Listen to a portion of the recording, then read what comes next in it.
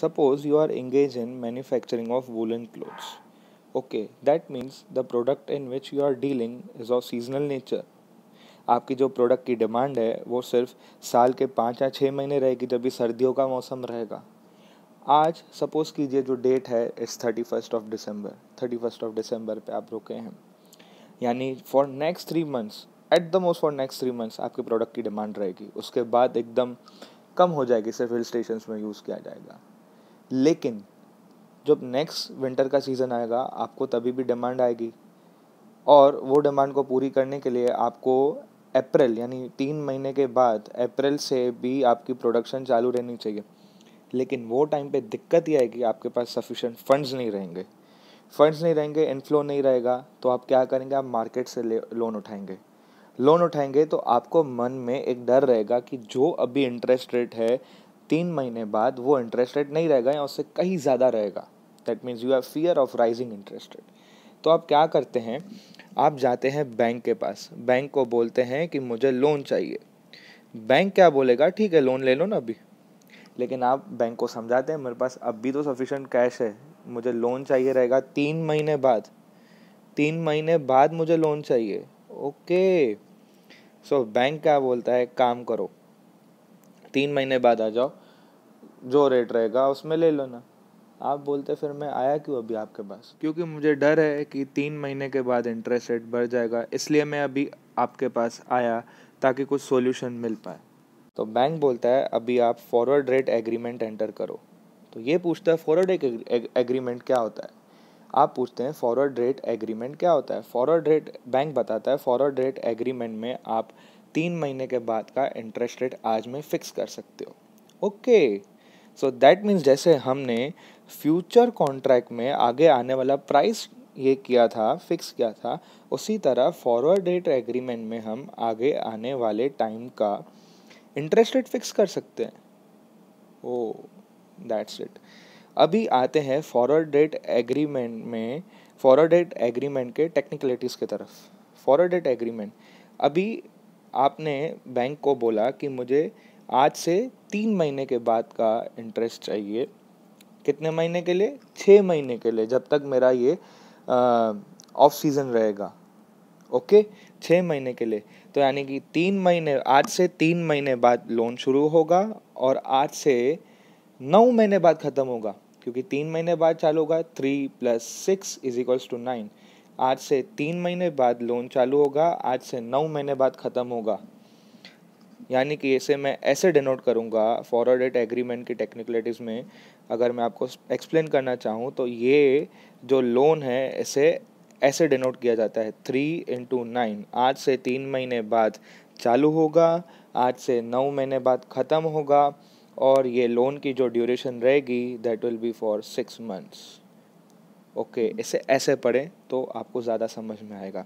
आज से 3 महीने बाद चालू होगा, आज से 9 महीने बाद ख़त्म होगा, और जो इसकी ड्यूरेशन रहेगी दैट विल बी 9 - 3 6. एग्जाम्पल्स देखते हैं. 6/9 FRA, आज से 6 महीने बाद लोन चालू होगा, आज से 9 महीने बाद लोन ख़त्म होगा. यानी जो आपकी लोन की ड्यूरेशन रहेगी वो रहेगी 3 महीने.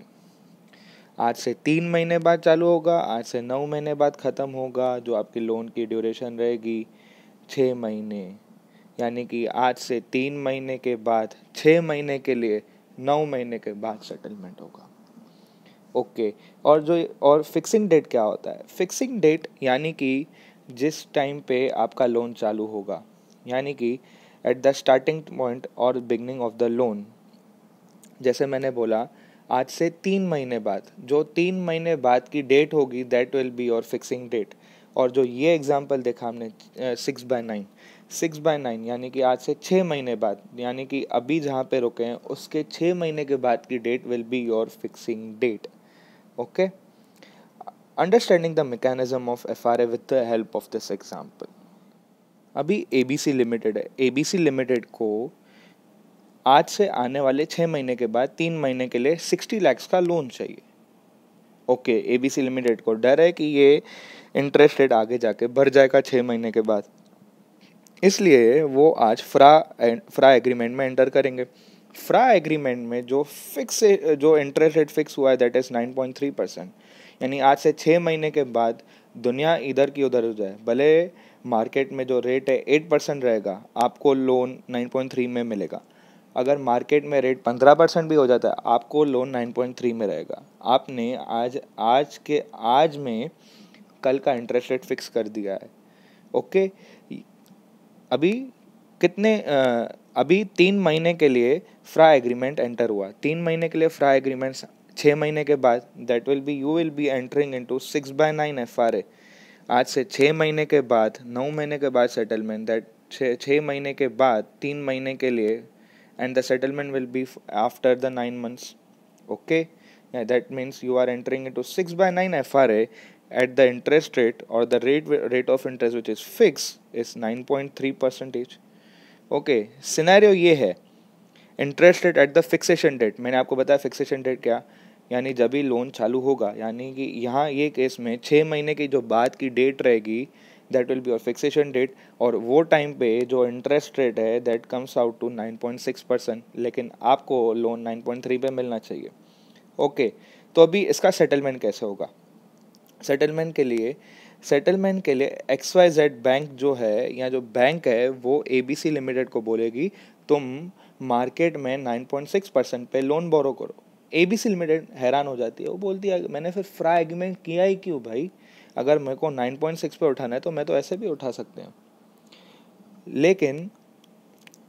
लेकिन जो बैंक है वो बोलती है आप 9.6 पे उठाओ, आपको जो डिफरेंशियल अमाउंट है वो हम आपको देंगे। ओके, यानी कि आपको लोन यहाँ से चालू होना है और लोन ये पॉइंट पे ख़त्म होना है, यहाँ पे आपको 9.3 पे रीपेमेंट करना है, लेकिन आप बाहर पे 9.6 पे सेटलमेंट करोगे। इसलिए आपको जो 0.3 9.6 माइनस 9.3 का जो डिफरेंस है, आपने 9.6 पे बाहर देना है। आपका एग्रीमेंट जो तय हुआ था वो 9.3 पे हुआ था, तो जो आपकी बैंक है वो that bank is obligated to repay you differential amount. 9.6 minus 9.3 0.3 का रीपेमेंट देगी, तब जाके आपका जो अमाउंट लोन का अमाउंट रहेगा that will be net of in your hands at the rate of 9.3%। Okay, that means जो बैंक रहेगी वो 9 महीने के बाद का डिफरेंशियल अमाउंट है वो हमें देगी, और हमें मार्केट से loan at the prevailing floating rate पे, या फ्लोटिंग नहीं मतलब जो तभी प्रिवेलिंग इंटरेस्ट रेट रहेगा उस रेट ऑफ इंटरेस्ट पे हमको मार्केट में उठाना है। तब जाके नेट ऑफ करके आपको जो ये लोन पड़ेगा, जो आपका एग्रीड रेट है उस पर पड़ेगा। ओके, लेकिन ये सिनेरियो से बैंक की क्या थिंकिंग है? बैंक बोलेगी कि मुझे आज में ही ये ट्रांजैक्शन सेटल करना है, आज में, यानी कि 6 मंथ्स के बाद, यानी कि फिक्सेशन डेट पे बैंक को ये ट्रांजैक्शन को पूरा करना है। मुझे आगे तक 3 महीने के लिए इस ट्रांजैक्शन को खींचना नहीं है। यानी bank is agreeing to pay the differential amount at the fixation date पे अगर बैंक को, यानी कि ये पॉइंट पे पैसे देने हैं, लेकिन मुझे बैंक को जो रीपेमेंट देना है 0.3 का that is at this point. Okay, लेकिन आप एक बात समझिए, यहाँ पे आएगा टाइम वैल्यू ऑफ मनी का रोल। जो यहाँ पे आपको अमाउंट मिलने वाला है वो सेम तो नहीं रहेगा यहाँ पे। ओके, 100 रुपये आज के और 100 रुपये कल में दिन रात का फ़र्क रहता है। जो कल का 100 रुपये रहता है उसमें कुछ इंटरेस्ट या जो कमाई है वो भी जोड़ी गई है। टाइम वैल्यू ऑफ मनी आप नहीं पता है, आपको ही पता है। यानी जो आपको 0.3 का डिफरेंस है वो ये पॉइंट पे मिलना था, लेकिन बैंक आपको यहाँ पे देगी तो बैंक देगी आपको प्रेजेंट वैल्यू ऑफ मनी किस रेट पे? लेकिन जो ये पॉइंट पे प्रिवेलिंग इंटरेस्ट रेट रहेगा उस पे आपको फिर बोलेगी बैंक कि आप 0.3 का प्रेजेंट वैल्यू ले लो और उससे फिर उसी रेट ऑफ इंटरेस्ट जो प्रिवेलिंग मार्केट में इंटरेस्ट रेट है उस पर इन्वेस्ट कर दो, तो आपको 9 महीने के बाद उतना ही अमाउंट आ जाएगा। ख़त्म बात। हमारा जो एग्जांपल हमने लिया था तभी जो प्रिवेलिंग इंटरेस्ट रेट है जो फिक्सेशन डेट पे है दैट इज़ 9.6, जो आपकी प्रेजेंट वैल्यू डिफरेंशियल अमाउंट के कैलकुलेट होगी तो वो 9.6 के बेसिस पे होगी। Okay, now let us comes toward this calculation. 60 lakhs का अमाउंट था, बैंक हमें डिफरेंशियल अमाउंट यानी कि 9 महीने के बाद ये अभी मैं जो कैलकुलेशन कर रहा हूँ, 9 महीने के बाद कितना डिफरेंशियल अमाउंट बैंक को देना है वो अभी हम कैलकुलेट कर रहे हैं। यानी 3 मंथ्स के बाद, आज सपोज अब फिक्सेशन डेट पे हैं तो 3 मंथ्स के बाद बैंक को कितना अमाउंट हमें देना है वो हम अभी कैलकुलेट कर रहे हैं। Okay, 60 lakhs into 9.6 minus 9.3% into 3/12 क्योंकि रेट पर एनम के बेसिस पे दिया गया है, that comes out to 4,500। Okay, लेकिन मैंने आपको बताया कि बैंक को अभी ये अमाउंट जो कैलकुलेट किया ये हम बैंक को रीपे करना है 9 महीने के बाद, लेकिन बैंक को ये अमाउंट है ना अभी रीपे करना है, तो यानी कि फिर इसकी प्रेजेंट वैल्यू लेंगे। तो अभी प्रेजेंट वैल्यू और प्रेवेलिंग इंटरेस्ट रेट क्या है, 9.6%। ओके, सो अभी मैं इसका प्रेजेंट वैल्यू कैलकुलेट करता हूँ। मुझे फ्यूचर वैल्यू पता है, फ्यूचर वैल्यू इज़ 4,500 और जो प्रेजेंट वैल्यू है मुझे फाइंड करनी है। और जो ये इसका रेट ऑफ इंटरेस्ट है that comes out to 1 plus 0.096 into 3/12। Okay, that comes to present value into 1.024, फिर 4,500 डिवाइड बाय 1.024 कर दूंगा तो मुझे प्रेजेंट वैल्यू मिल गया जी, दैट कम्स डाउन टू 4,395। ओह, सो अभी क्या होगा, जो बैंक है वो आपको 4,395 देगी। 4,395 को अगर आप 9.6% पे इन्वेस्ट करोगे और वही रेट ऑफ इंटरेस्ट पे आप अभी इन्वेस्ट कर सकेंगे क्योंकि यही रेट ऑफ इंटरेस्ट मार्केट में चल रहा है, तो आपको 3 महीने के बाद 4,500 आ जाएगा। वो 4,500 आपको आ गया 3 महीने के बाद, तो आपका जो इफेक्टिव रेट ऑफ इंटरेस्ट पड़ जाएगा दैट कम्स आउट टू 9.3%, यानी जिस पे अगर आपने एग्री किया। अगर इसे मैं फॉर्मूला के रूप में आपको बताऊं तो सबसे पहले मैंने क्या किया, जो मुझे प्रिंसिपल अमाउंट था, okay, this N represents the principal amount, इसका मैंने डिफरेंशियल रेट ऑफ इंटरेस्ट से मल्टीप्लाई किया और पर एनम के बेसिस पे दिया, तो मैंने उसे divide into number of days divide by number of years के बेसिस पे उसे प्रोरेटा कर दिया। ओके, तो अभी मैं ऐसे बोल सकता हूँ कि जो प्रिवेलिंग इंटरेस्ट रेट रहेगा माइनस जो फ्रा एग्रीमेंट का इंटरेस्ट रेट रहेगा उससे माइनस करूँगा, फिर जो डिफरेंशियल अमाउंट है उससे फिर मैं ये जो इंटरेस्ट रेट है ये मुझे दिया रहेगा ईयरली बेसिस पे, फिर ऐसे मैं मंथली बेसिस पे कन्वर्ट करूँगा, यानी ऐसा प्रोरेटा ले लूँगा। ओके,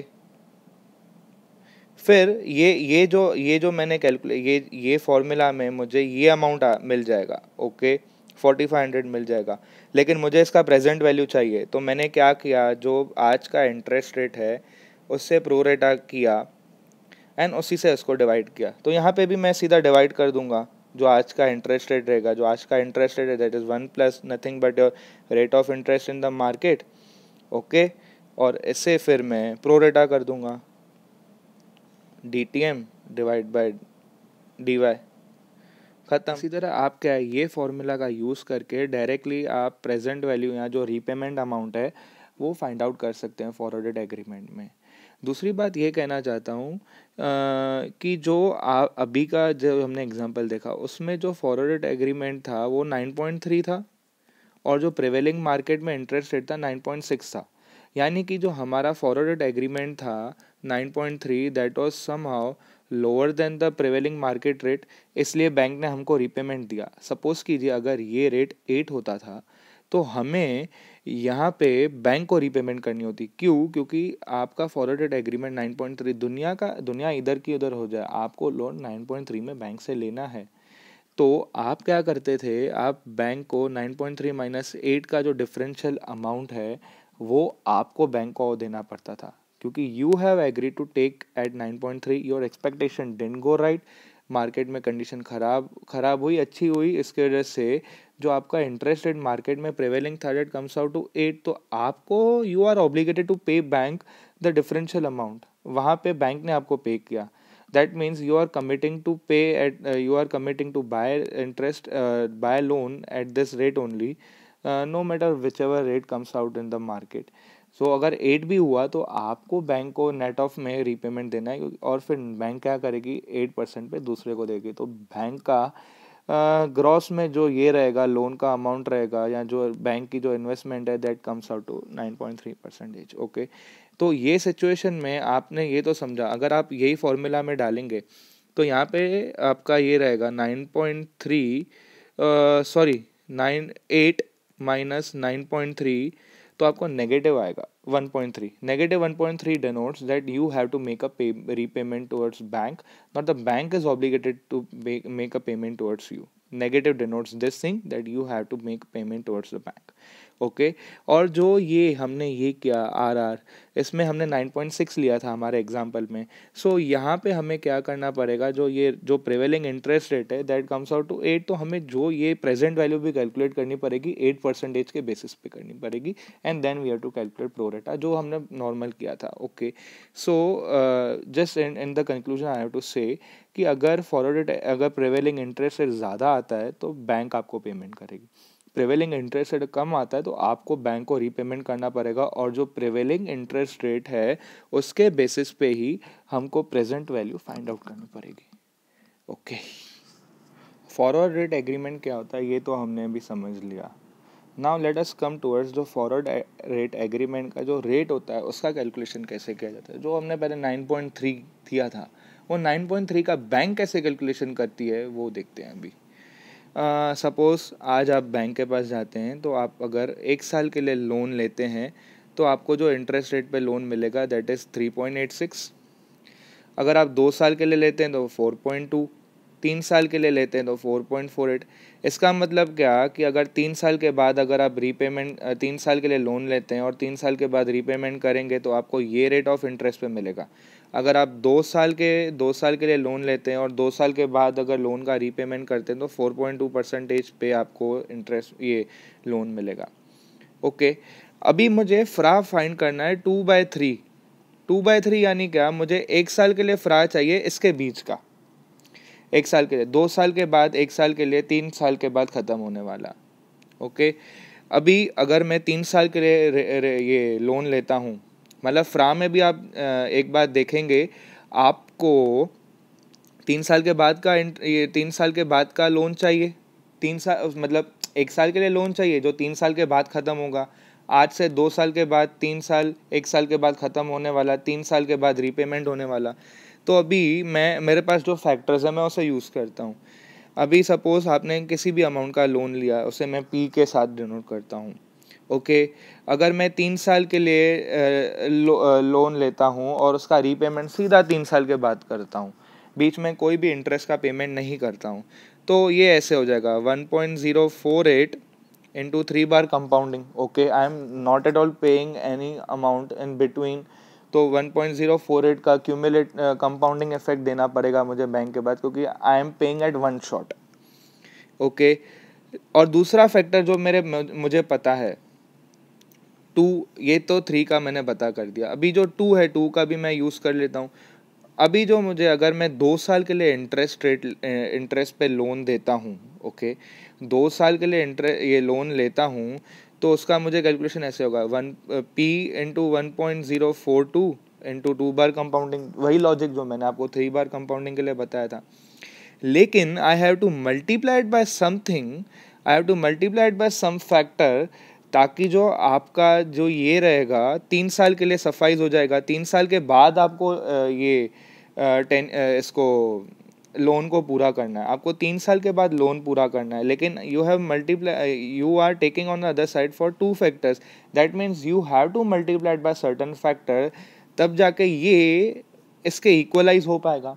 ओके, तो जो ये आंसर बचेगा that will be your forward rate agreement. Now let us jump down toward this calculation. P cancel, common हो गया। Now 1.048 into 3 divided by 1.042 into 2 is equals to आपका जो ये रहेगा, let us denote this by taking x. Okay, now let us jump down towards this calculation. 1.048 into 1.048 into 1.048, that comes out to 1.515. Now I am dividing it by 1.042 two times, जैसे मैंने आपको अभी दिखाया था. Divide by 1.042 one time, divide by 1.042 second time. that comes down to 1.0601. तो जो आपका ये बीच में बच गया, जो आपका x है, x की वैल्यू क्या है 1.061. और अभी मैंने इसका ये कैसे किया था 1 प्लस 0.048. ओके, तब जाके फिर मैंने ऐसा कंपाउंडिंग इफेक्ट दिया. यानी कि जो आपका 2/3 फ्रा रेट रहेगा वो कैसे रहेगा, वो भी ये मैंने कैलकुलेट किया. अगर मैंने 1.061 से आपका -1 किया, that comes out to 0.061. That 0.061 को आई विल मल्टीप्लाइड बाय 100, तो मुझे आंसर आएगा 6.1%.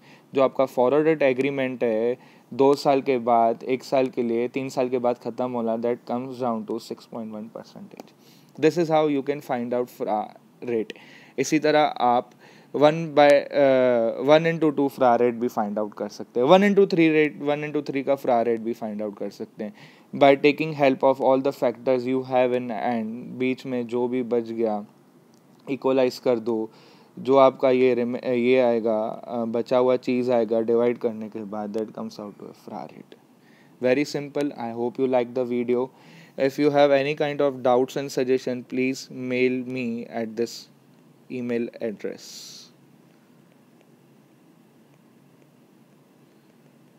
Thanks a lot for watching this video. I hope you will have a great day. This is Vinay Chawla signing off.